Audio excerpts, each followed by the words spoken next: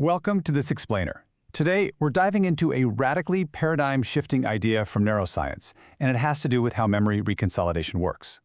We're going to look at how our memories, literally the very foundation of our identities and our past, are not at all what we think they are. If you've ever believed your past is a permanent, locked record, well, prepare to have your mind completely blown. So I want you to think about a memory right now. Maybe it's a childhood memory you recalled just this morning. We trust these recollections implicitly, don't we? But what if I told you that the simple act of remembering that event actually changed it? What if, by merely bringing it to mind, you fundamentally altered its biological structure? Section 1. The myth of permanent memory. To understand how this is even possible, we first have to completely unpack the idea that our brains operate like some dusty library. For most of the 20th century, neuroscience operated under a very strict dogma. The whole belief was that an experience started out as a fragile short-term memory and then biochemically hardened into a stable long-term trace. Once it was saved or, consolidated, it was locked forever. Like a book filed away on a shelf, it might gather dust, it might fade over time, but the text inside, it never changed. But new neuroscience has revealed a stunning reality. Memory is absolutely not a fixed recording. It's a living, editable reconstruction. When you pull that book off the shelf, the ink literally runs wet again. And this brings us right to the core focus of today's explainer, reconsolidation. By definition, reconsolidation is the process where a recalled memory becomes temporarily fragile and must be biologically resaved in order to persist. Every single time you call a memory to mind, it drops back into an unstable, labile state. The brain has to actively synthesize new proteins to lock it back down. And because it has to be resaved, well, it means it can be changed. Section 2. The experiment that broke dogma. So, how did we figure this out? It actually started with an experiment that many senior scientists fully expected to fail, because it challenged everything we thought we knew. Look at this timeline. Over just a single decade, our understanding of memory was turned completely upside down. It began in the year 2000 with Nader's rat experiments, establishing reconsolidation. By 2009, Kindt was weakening fear responses in humans. And then by 2010, Schiller showed we could rewrite memories using nothing but new information. Let's look at exactly how Nader kicked this whole thing off. So, in the year 2000 at New York University, Nader conditioned rats to fear a specific tone by pairing it with a mild shock. This created a highly durable fear memory in the brain's amygdala. The memory fully consolidated. But a day later, Nader played the tone to reactivate the memory and immediately infused a drug called anisomycin directly into the amygdala. Now, anisomycin blocks the synthesis of new proteins. The result? The original fear was completely erased. The rats behaved as if the tone had never meant danger at all. By blocking the proteins while the memory was open, the memory just vanished. Here is the biological mechanism step by step. First, you reactivate the memory by recalling it. Second, the memory destabilizes, the ink runs wet. Third, the brain has a chance to update it and fold in new information. And fourth, it resaves through protein synthesis. Honestly, think of it like opening a Word document, making an edit, and hitting File Save. You might wonder, why would evolution build such a risky system where memory could be lost?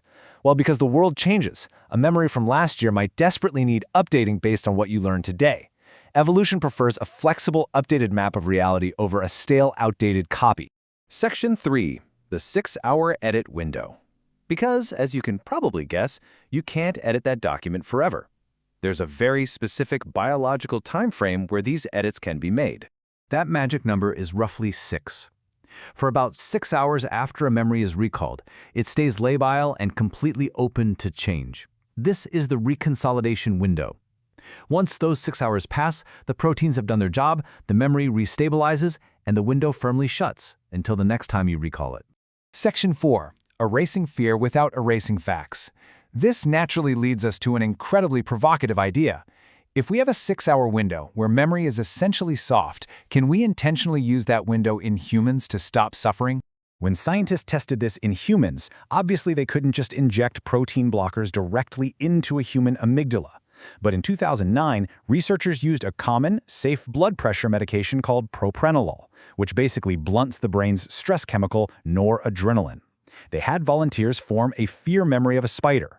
The next day, they briefly showed the spider to reactivate the memory, popping the window open, and gave them propranolol.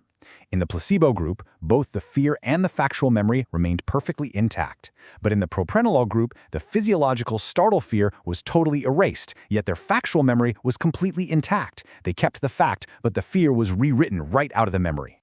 And this brilliantly illustrates that you don't even necessarily need drugs to do this. In 2010, Daniela Schiller proved that simply introducing safe information during that open window updates the memory durably. They reactivated a fear memory in humans and then gave standard extinction training, basically showing the cue repeatedly without any danger. When this safe information was given inside that window, minutes after reactivation, the fear did not return, not the next day, not a year later.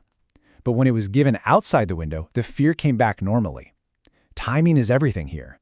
Information alone can rewrite the memory, but only if the window is open. So let's pause and really think about the sheer magnitude of what this means for human mental health. If memories can be reopened and stripped of their emotional terror, can we use this underlying biology to heal deep treatment-resistant trauma? Section 5. The MDMA Therapy Frontier.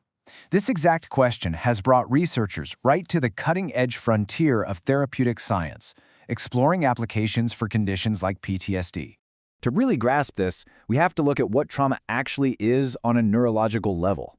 Trauma is essentially a memory that reconsolidates badly. Each time a survivor of trauma is triggered or reminded of the event, the memory reactivates. But instead of being resaved with new safety information, it gets restamped with overwhelming terror.